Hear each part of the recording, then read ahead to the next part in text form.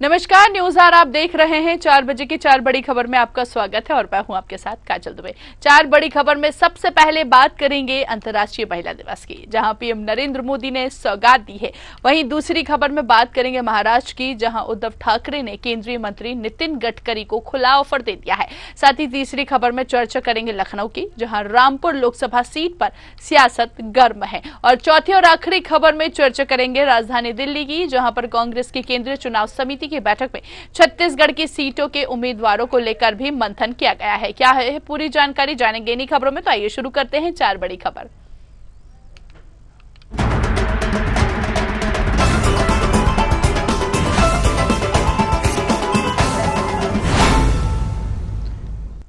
प्रधानमंत्री नरेंद्र मोदी ने अंतर्राष्ट्रीय महिला दिवस के मौके पर देश की महिलाओं को बड़ा तोहफा दिया है। पीएम मोदी ने घरेलू एलपीजी गैस सिलेंडर की कीमत में भारी कटौती का ऐलान किया है, जिस पर अब सियासत गरमाने लगी है। केंद्र की ओर से एलपीजी सिलेंडर के दामों में 100 रुपए की छूट दी गई है। प्रधानमंत्री नरेंद्र मोदी स्वयं इसकी जानकारी सोशल मीडिया पर उन्होंने साझा की और कहा कि आज महिला दिवस के अवसर पर सरकार ने एलपीजी सिलेंडर की कीमतों में से 100 रुपए की छूट देने का बड़ा फैसला किया है। इस फैसले से नारी शक्ति का जीवन आसान तो होगा ही, इसके साथ ही करोड़ों परिवारों का आर्थिक बोझ भी इससे कम होगा। लेकिन विपक्ष ने सिलेंडर की कीमतों में कमी करने की टाइमिंग को लेकर सवाल उठाया है। विपक्षी नेताओं का कहना है कि ऐसा चुनाव को ध्यान में रखकर किया गया है। राष्ट्रवादी कांग्रेस पार्टी शरद गुट की सांसद सुप्रिया सुले ने सिलेंडर की कीमतों में हुई कम को एक और जुमला बताया और कहा वह इससे बिल्कुल भी हैरान नहीं है, सिर्फ इसकी टाइमिंग को देखिए।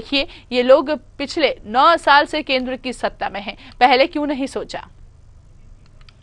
चलिए ज्यादा बातचीत के लिए रुक करेंगे दिनेश जी का। राजनीतिक विश्लेषक हमारे साथ लाइव जुड़ चुके हैं। दिनेश जी, बहुत स्वागत है न्यूज आर में आपका। नमस्कार काजल जी। विपक्ष को यहाँ पर क्या विपक्ष नहीं चाहता कि लोगों को सुविधा मिले? यहाँ पर लगातार प्रश्न उठ रहे हैं आज की सौगात को लेकर। नमस्कार काजल जी, आपको महाशिवरात्रि का और वुमेन्स डे की बहुत बहुत शुभकामनाएं। जी जी जी। तो देखिए, सबसे पहले शुरुआत अगर करते हैं तो विपक्ष में ख्याल मुझे लगता है कि बिना किसी होमवर्क या किसी न किसी तरीके से आरोप लगाने के लिए काम कर रहा है।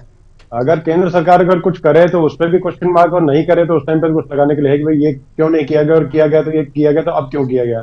तो मैं दोनों दृष्टि को, जैसे कि 100 रुपए की जो छूट देखिए, इससे बहुत लाभ मिलेगा। करीब मतलब मान के चले कि 900 कुछ रुपए का सिलेंडर था, अब वो 800 रुपए के आसपास का हो जाएगा। तो उस एक तरह से मतलब जो गृहिणी है उनको, सबको मतलब पूरे पैन इंडिया, पूरे भारतवर्ष में, और सभी गृहिणियां जो है उनको एक तरह से किचन जो है उसमें काफी उसमें सहायता मिलेगी। और ये जो योजना है मतलब एक तरह से लगातार लागू रहेगी उस तरीके से। और दूसरी बात, जैसे देखिए विपक्ष के द्वारा आरोप लगाए जा रहे हैं, तो आरोप किस आधार पर लगाए मुझे समझ नहीं आता कि जैसे कि चुनावों को देख के बात ये कर रहे हैं। तो अभी देखिए कि कल परसों ही जो है मतलब अपने बजट का प्रावधान जो है अरविंद केजरीवाल की आम आदमी जो सरकार है, उन लोगों ने 1000 रुपए देने का महिलाओं को एक मतलब घोषणा मात्र सिर्फ की है। घोषणा मात्र करके ही वो सारा जो श्रेय वो लेने जाते हैं। उससे पहले जैसे कि हिमाचल प्रदेश में जो सुखू सरकार है, उन लोगों ने किसी प्रकार से, उसी प्रकार से जहां तक मेरे सुनने में आया कि ठीक शायद आम आदमी पार्टी की जो सरकार जो है पंजाब में, तो उन्होंने भी कुछ इस तरह की घोषणा की दिया था। तो वो जो है वो शगुफा करनी है, और जो मोदी सरकार अगर करती है तो वो सिर्फ एक की क्यों। और दूसरा देखिए और चीज, ये जैसे कि सुप्रिया सुले, तो उन्होंने जब उनकी सरकार थी तो उस वक्त उन्होंने कितना क्या किया था, ये अपने आप को आकलन अपने तरीके से करें कि जनता उनको क्यों है। तो देखिए इस पे मतलब अच्छी और ना कि उस पर क्वेश्चन मार्क और मीनिंग निकालने का काम करना चाहिए। इसके लिए मैं और अभी क्यों किया गया, तो महिलाओं के लिए तो बहुत सारी चीजें कर, महिला शक्ति बंधन जो है वो अधिनियम भी लेकर के, उसके अलावा बहुत सारी और योजना लेकर, मात्र तो योजना उसको लेकर, जिसमें दूसरी मतलब पहली और दूसरी बनने वाली जो महिलाएं हैं उनको 5 एक केंद्र सरकार देती है। उसके अलावा देखिए जैसे कि मतलब है कि वर्किंग वुमेन हॉस्टल जो है उसकी योजना है, सिलाई मशीन फ्री देने की उसकी योजना पहले से रही है। और जैसे मान के वन स्टॉप सोल्यूशन वाले, जैसे कि उनकी मतलब कि जो मातृत्व योजना के तहत जो उसमें ये होता है कि ठीक है उनका फ्री चेकअप और ये सब चीज जो है वो करने की हो गई। उसके अलावा इसके एनईएमएस साइकिल चल रहे हैं, उनका चेकअप कर, इस तरह दुनिया भर की योजनाएं जो है वो केंद्र सरकार के देखो। दूसरे तरीके जैसे कि वर्किंग वुमेन जैसे अगर कहीं भी रहती है तो उनको अगर रहने की अगर जगह और ठिकाना उनको अगर तरीके से कर दिया जाता है तो उससे बड़ी सहायता की बात होती नहीं है। तो ये 2017 से है मेरे ख्याल से। तो इस तरह के सिर्फ क्वेश्चन मार्क ना लगाएं कि सरकार कुछ अगर कर दी तो उसके साथ में खड़ा होना चाहिए। और मुझे नहीं लगता कि इस तरह की बातों को मीन में निकालने की बातें करनी चाहिए। और दूसरे जैसे कि अन्य जो राज्य सरकारें हैं या केंद्र सरकार, जैसे कि वर्किंग वुमेन के अलावा जैसे और भी जो है, तो ये मान के चले कि वुमेन्स डे पे, महिला दिवस पे ज्यादातर जो है बसों में और मतलब जो ट्रेन है तो उससे फ्री उसके जो ट्रेवल है उसका करने का भी कार्य किया जाता है। तो सभी तरह की चीजें कुछ है, तो कम से कम जैसे अगर बोले हैं तो अगर मेन में एक निकाले प्रोसीजर लगाए तो उससे पहले कम से कम करके बोलना चाहिए, वो मैं ज्यादा उचित समझता हूँ। बिल्कुल दिनेश जी, जैसे देखते हैं हम कि महंगाई को लेकर विपक्ष हमला बोलता हुआ सरकार पर नजर आता है। अब यहाँ पर कटौती की गई है, कम किए गए हैं, तब भी विपक्ष को दिक्कत है, महंगाई का मुद्दा उठाता है तब भी दिक्कत है। तो ऐसे में कहीं ना कहीं विपक्ष की मंशा समझ में नहीं आ रही है। मंशा देखिए ऐसा है काजल जी, कोई मुद्दे नहीं है तो मुद्दे देखिए कहीं ना कहीं से उन्हीं चीजों से निकालने पड़ेंगे। कुछ अगर केंद्र सरकार कुछ अगर करेगी या जो देखिए जो पक्ष में जो सरकार है वो जो करेंगे, तो उसी के बारे में जो मुद्दे इनके पास में मतलब कुछ अगर नहीं है तो जो भी निकल सके उसमें से कुछ मिन मेक निकालने की कोशिश करेंगे। जो कि मुझे लगता है कि जैसे अगर इनको अगर करना है तो उसमें कंपटीशन उसी तरीके से करेंगे, भाई ठीक है कि इन्होंने अगर ये किया तो हम लोग उससे बेहतर करके दिखाएंगे ऐसे गृहिणियों के लिए, और इससे बेहतर कोई योजना लेके आएंगे, दूसरे कार्य करें। जहां पर जैसे इनकी सरकारें हैं, जैसे विपक्ष की और सरकारें जहां जहां भी जैसे भी हैं, चाहे हिमाचल में है, चाहे दिल्ली में है, चाहे पंजाब में है, चाहे तेलंगाना में है, तो उधर या कर्नाटक में है, तो वहां पर उससे बेहतर कोई योजना लेके आए कि जो मतलब कि बराबर लगे और प्रतिस्पर्धा उससे की एक हेल्दी कंपटीशन की शुरुआत करें कि हाँ आपने किया, हम इसके बदले में ये कर रहे हैं, अब बताइए अगला आप क्या क्या मतलब कदम उठाएंगे। तो ये रहे तो अच्छा है, लेकिन उसमें अगर कमी निकालना कि हाँ इस वक्त चुनाव को लेकर कर रहे हैं या और कुछ कर रहे हैं, तो भी आप लोग भी कुछ ना कुछ कर रहे हैं तो वो भी चुनाव को लेकर कर रहे होंगे। तो ये चीजें मतलब ठीक ठाक नहीं है।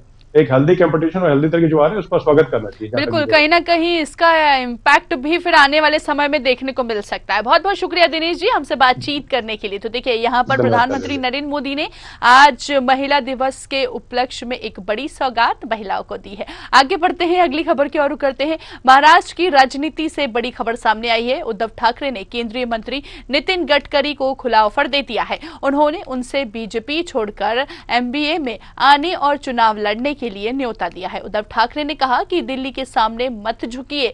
उनके इस ऑफर पर डिप्टी सीएम देवेंद्र फडणवीस ने इस ऑफर पर रिएक्शन देते हुए कहा कि नितिन गडकरी हमारे बड़े नेता हैं, उद्धव की पार्टी सिर्फ बैंड बाजा वाली है। शिवसेना चीफ उद्धव ठाकरे यानी कि यूबीटी ने शुक्रवार को कहा कि बीजेपी की लिस्ट सामने आ गई है। अनेक नाम सामने आए हैं जिन्हें कृपाशंकर सिंह पर बीजेपी ने भ्रष्टाचार का आरोप लगाया था, उनका नाम भी पीएम मोदी के साथ लिस्ट में है। लेकिन नितिन गडकरी जिन्होंने इतने सालों तक महाराष्ट्र में बीजेपी के लिए आधार तैयार करने का काम किया है, उनका नाम वहां नहीं है। ठाकरे ने कहा कि गडकरी जी बीजेपी छोड़ दीजिए, हम आपको एमबीए से चुनाव जितवा कर लाएंगे। गडकरी जी उनको दिखाओ कि महाराष्ट्र क्या है। महाराष्ट्र कभी दिल्ली के आगे नहीं झुका है।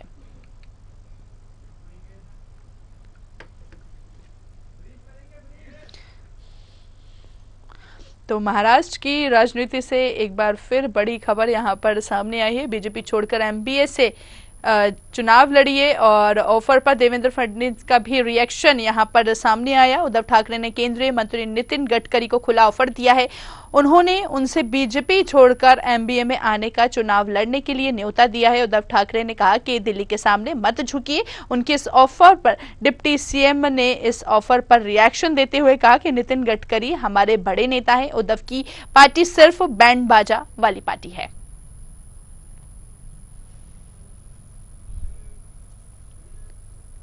तो शिवसेना चीफ उद्धव ठाकरे यूबीटी ने शुक्रवार को कहा कि बीजेपी की लिस्ट सामने आ गई है। अनेक नाम उस लिस्ट में देखने को मिले हैं और ऐसे में यहां पर ऑफर जो है वो खुले दिए जा रहे हैं। चलिए ज्यादा बातचीत करेंगे, अविनाश जी को रुक करेंगे। राजनीतिक विश्लेषक हमारे साथ जुड़ गए। अविनाश जी बहुत स्वागत है न्यूज आवर में आपका। जी नमस्कार। जी नमस्कार। दल बदल की बेला में कहीं ना कहीं गडकरी को बड़ा ऑफर दिया जा रहा है, इसके पीछे की क्या वजह है आखिर जानना चाहेंगे आपसे। देखो मोदी जी जिस तरीके से चला रहे हैं उनको उनके बराबरी का आदमी नहीं चाहिए, उनको विरोध करने वाला आदमी नहीं चाहिए। उनको ऐसा लगता है कि अगर 250 से कम सीटें आई तो जिसका नाम सर्वसम्मति से आ सकता है ऐसा आदमी नहीं चाहिए। तो उस सिलसिले में उन्होंने ये किया है कि उनका नाम नहीं ला रहे हैं, उनके ऊपर रेट डलवा दिया, उनके 6 अफसरों को पकड़ लिया, 2 करोड़ रुपए। ये ब्लैकमेल वाला सिस्टम है जो दूसरी पार्टियों पे चला रहे थे। देखो ये तो दुधारी तलवार है ना। जब शासन यंत्रणा इस तरीके से बेबंद हो जाती है और किसी का एक्सटॉर्शन करना शुरू कर देती, तो एक्सटॉर्शन उनका भी तो हो सकता है ना। तो उनका एक्सटॉर्शन हो रहा है अभी। जी बिल्कुल अविनाश जी, हम देख रहे हैं कहीं ना कहीं महाराष्ट्र की राजनीति से भी ये खबरें इस तरह की सामने निकल के आती है और ऐसे में यहाँ पर इस तरह देखें तो एनडीए की बात करें या बीजेपी की बात करें तो कहीं ना कहीं स्पेस बनाने का प्रयास यहाँ पर किया जा रहा है या जो दूरियां हैं उनको कम करने का प्रयास यहाँ पर इस तरह किया जा रहा है, क्या लगता है? दरअसल ये बहुत पुरानी किस्सा है जी। आपको पता होगा, याद होगा कि गडकरी जी जब पहली बार ये थे, क्या बोलते हैं उसको, राष्ट्रीय अध्यक्ष थे, तो उस वक्त इनके भ्रष्टाचार के जो मामले थे वो सामने लाके उनको तो पहले राष्ट्रीय अध्यक्ष से हटाया गया था जी। उसके बाद में ये जब पहली बार मंत्री बने तो इनके ऑफिस में, कार में और उनके घर में स्पाई कैमरे लगे थे। ये कांग्रेस ने चिल्ला के बताया था सब देश को जी। उसके बाद में एनएचए के जो इनके 2 डायरेक्टर थे उनको हटाने का काम भी सीबीआई ने किया था। ठीक है, सीएजी ने इनके ऊपर, अभी आपको याद होगा कि 18 करोड़ रुपए की अनुमति थी इनको 1 किलोमीटर रोड बनाने के लिए, दिल्ली का बाईपास जो था उसमें 250 करोड़ रुपए माने प्रति किलोमीटर खर्चा कर दिया। ये भी सीजीए ने निकाला था और सीजीए गुजरात कैडर के अफसर थे जो कश्मीर के एलजी थे, मुर्मू जी। तो ये जो बेइंतहा जो ब्यूरोक्रेसी का उपयोग किया जा रहा है, सीएजी, ईडी, बीडी, सीडी सबका उपयोग जो किया जा रहा है, इसको दुरुपयोग किया जा रहा है, तो इस सिलसिले में ये सब हो रहा है। चलिए, अब इसमें संजय राउत जी ने एक स्टेटमेंट दिया था जी गडकरी को बचाने के लिए कि गडकरी बहुत स्वाभिमानी है, महाराष्ट्र से आते तो छत्रपति के विचारों पर चलते हैं, उनके पालन करते हैं वगैरह वगैरह। ये तो दाना डालने वाली बात जो है वो विकास पुरुष है, तो ये दाना डालने वाली पार्टी हर पार्टी करती है जी। दाम दाम दंड भेद से हर पार्टी किसी को दूसरे को लुलचाने का काम करती है। बिल्कुल, इसमें किसी को शक नहीं है कि गडकरी एक कद्दावर नेता बन चुके हैं जी। तो कद्दावर नेता अगर आते हैं उनके साथ में शिवसेना के तो वो तो स्वागत करेंगे ना, बिल्कुल, उसमें गलत क्या है? बिल्कुल। और सामने लोकसभा चुनाव भी नजदीक हैं। खैर, बहुत बहुत शुक्रिया अविनाश जी हमसे बातचीत करने के लिए। तो देखिए, यहाँ पर कहीं ना कहीं अब महाराष्ट्र की राजनीति में ऑफर्स का सिलसिला जो है वो देखने को मिल रहा है। आगे बढ़ते हैं, अगली खबर की ओर रुख करते हैं। बहुजन समाज पार्टी अब तक भले ही रामपुर लोकसभा सीट से जीतकर स्वाद चख ना सकी हो, लेकिन इस बार बसपा बड़ा खेल करने की तैयारी कर रही है। बसपा रामपुर लोकसभा सीट से मुस्लिम प्रत्याशियों को उतारने के मूड में है। हालांकि ये प्रत्याशी कौन होगा, इस पर अभी बसपा नेता कुछ बोलने से कतरा रहे हैं। रामपुर लोकसभा सीट पर अब 18 चुनाव हुए हैं और जिसमें से कांग्रेस ने 10 बार जीत दर्ज की है, जबकि बसपा ने अभी तक खाता नहीं खोला है। ऐसे में 2024 लोकसभा चुनाव में समीकरण कुछ बदले नजर आ रहे हैं। बस आपको बता दें कि बीजेपी के लोकसभा प्रत्याशी की घोषणा के बाद लोगों की निगाहें सपा और बसपा पर ही टिकी हुई हैं।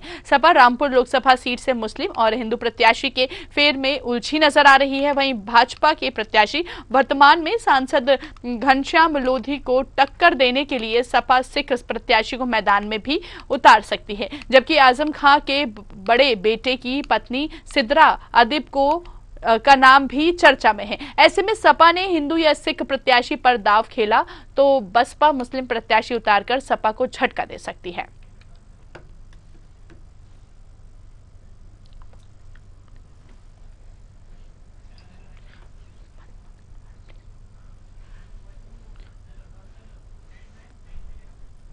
चलिए, ज्यादा बातचीत करेंगे और अनूप मिश्रा का रुख करेंगे। सहयोगी हमारे साथ लाइव जुड़ चुके हैं। अनूप, रामपुर में देख रहे हैं हम कहीं ना कहीं सपा का गढ़ माना जाता है और ऐसे में अब क्या लगता है बीजेपी इसमें सेंध लगा पाएगी? बात करते हैं तो रामपुर में अभी तक काजल 18 चुनाव हो चुके हैं और 18 चुनाव में 10 चुनाव जो है कांग्रेस ने जीते हैं। जो रामपुर के नवाब है उनके परिवार का दबदबा रहा है। कुछ समय गुजरता गया और रामपुर में जो है आजम खान की जो है तूती बोलने लगी और आजम खान के गिर्द कहीं कहीं रामपुर की राजनीति जो है घूमने लगी। समय बदला, सरकार बदली, सत्ता बदली, योगी सरकार आते आते रामपुर में जो है आजम खान का राज खत्म हो गया। वहां पर जो है सांसद घनश्याम लोधी बने और वहां पे जो है विधायक भी आकाश सक्सेना बने। तो इस तरीके से इतने दिनों में देखा जाए तो जो है रामपुर ने काफी राजनीतिक जो है दिशाएं देखी, काफी करवटें बदलते देखी। वर्तमान समय की बात की जाए तो वर्तमान में भारतीय जनता पार्टी ने घनश्याम लोधी को जो है उतारा है वहां पे संसद के लिए और अब वहां पर सपा और बसपा, इन दोनों लोगों ने अभी तक कोई प्रत्याशी नहीं उतारा है। लेकिन ये समाजवादी पार्टी की जो चर्चाएं चल रही हैं, सूत्रों के हवाले से खबरें आ रही हैं, समाजवादी पार्टी हो सकता है घनश्याम लोधी को टक्कर देने के लिए कोई हिंदू या सिख प्रत्याशी उतार सकती है। तो उस कंडीशन में कहीं न कहीं बसपा यदि मुस्लिम प्रत्याशी उतारती है तो सपा के लिए दिक्कत हो सकती है। लेकिन काजल, मैं एक चीज और बताता चलूं कि मुस्लिम वोटर्स के दिमाग में एक जहन में हमेशा एक चीज रहती है, जो भाजपा को हराएगा हम उसको वोट देंगे। वो एक तरफा वोट बदलता है, चाहे वो बसपा का कैंडिडेट हो या फिर जो है वो कांग्रेस का कैंडिडेट। तो ये एक माइंड सेट गेम उनका वहां पर रहता है। लेकिन इतना जरूर कह सकते हैं कि यदि स्थानीय कोई ठीक ठाक मजबूत जो है नेता सांसदी के लिए बसपा उतारती है लोकसभा 2024 में, तो भारतीय जनता पार्टी को इसका फायदा होगा और समाजवादी पार्टी को उसका नुकसान भी हो सकता है।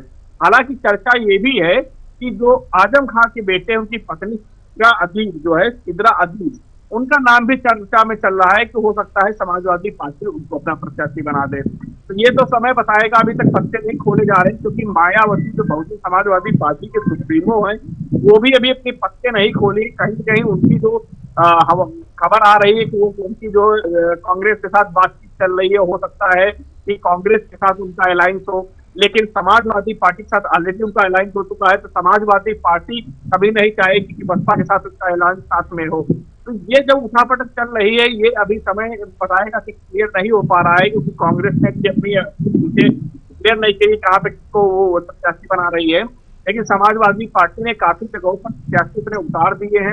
अब सवाल ये उठता है कि यदि बसपा वहां पर रामपुर लोकसभा में कोई मुस्लिम प्रत्याशी उतारती है और वो मुस्लिम प्रत्याशी पर बहुत कुछ निर्भर करता है। यदि मुस्लिम प्रत्याशी जिताऊ कैंडिडेट होता है तो ही जो है मुस्लिम वोट उसके पास जाएगा। यदि मुस्लिम प्रत्याशी जिताऊ वोट नहीं होता है तो जो भारतीय जनता पार्टी को हराएगा, मुस्लिम वोट बैंक उसी को वोट करेगी जो भारतीय जनता पार्टी को हराने वाला प्रत्याशी होगा। बिल्कुल अनूप, यहाँ पर कुल मिलाकर देखें तो रास्ता आसान होता हुआ नजर आ सकता है कहीं ना कहीं। बहुत बहुत शुक्रिया अनूप हम तक जानकारी पहुंचाने के लिए। तो देखिए यहाँ पर सपा का खेल अब बिगाड़ सकती है बसपा, और ऐसे में कहीं ना कहीं रामपुर सीट की अगर बात करें तो ये सपा का गढ़ मानी चाहती है। आगे बढ़ते हैं, अगली खबर की ओर करते हैं। राजधानी दिल्ली में हुई कांग्रेस की केंद्रीय चुनाव समिति की बैठक में छत्तीसगढ़ की सीटों के उम्मीदवारों को लेकर भी मंथन किया गया है।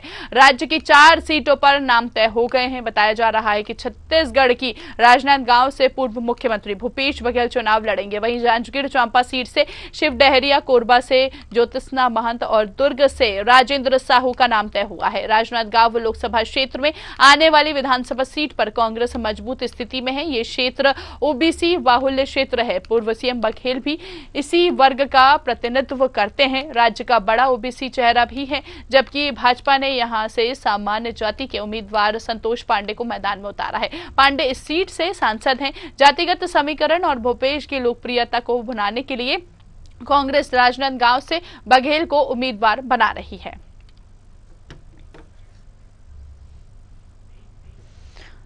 तो बता दें आपको कि राजधानी दिल्ली में कांग्रेस की केंद्रीय चुनाव समिति की बैठक में छत्तीसगढ़ की सीटों के उम्मीदवारों को लेकर भी मंथन किया गया, जहां पर राज्य की 4 सीटों पर नाम तय हो गए हैं। और इसके साथ ही बताया जा रहा है कि छत्तीसगढ़ की राजनांदगांव से पूर्व मुख्यमंत्री भूपेश बघेल चुनाव लड़ेंगे। और चांपा की बात करें तो चांपा सीट से शिव डहरिया जांजगीर चांपा से लड़ेंगे। वहीं कोरबा से ज्योतिषा महंत और दुर्ग से राजेंद्र साहू का नाम जो है वो तय हुआ है।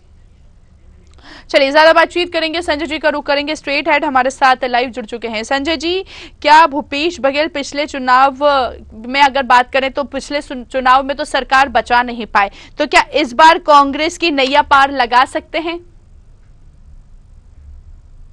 देखिए, अभी कहना कठिन है क्योंकि अभी नाम का ऐलान नहीं हुआ है और जो है वो उनको चुनाव लड़ने के लिए कहा जा रहा है, लेकिन उनके तरफ से अभी तक सहमति नहीं मिली है।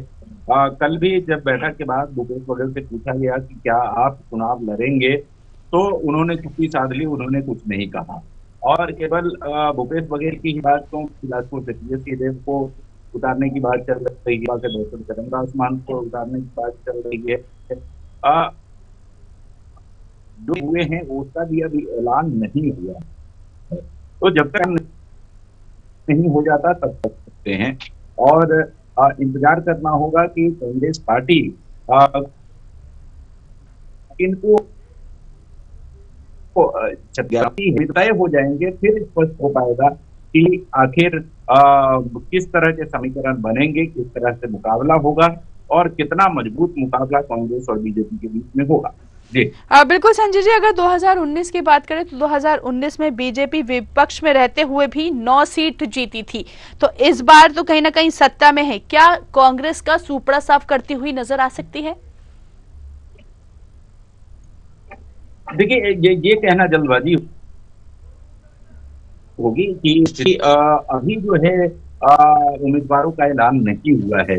भारतीय जनता पार्टी ने अपने उम्मीदवारों का ऐलान जरूर है, कांग्रेस पार्टी की तरफ से अपने उम्मीदवारों का ऐलान, कांग्रेस पार्टी जो ऐलान हो जाएगा उसके बाद स्थिति साफ हो गए, फिर तस्वीर साफ होगी।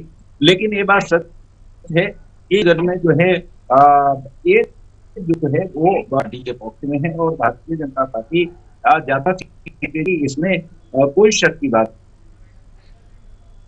नहीं है। क्या चलिए ठीक है संजय जी, बहुत बहुत शुक्रिया हम तक जानकारी पहुंचाने के लिए। आपसे संपर्क प्रॉपरली नहीं हो पा रहा है, तो देखिए यहाँ पर कहीं ना कहीं अब कांग्रेस के उम्मीदवारों को लेकर भी दिल्ली में हुई केंद्रीय चुनाव समिति की बैठक में मंथन जो है वो किया गया है। 4 बजे की 4 बड़ी खबरों में इतना ही। दीजिए इजाजत, देखते रहिए न्यूज़ 8। नमस्कार।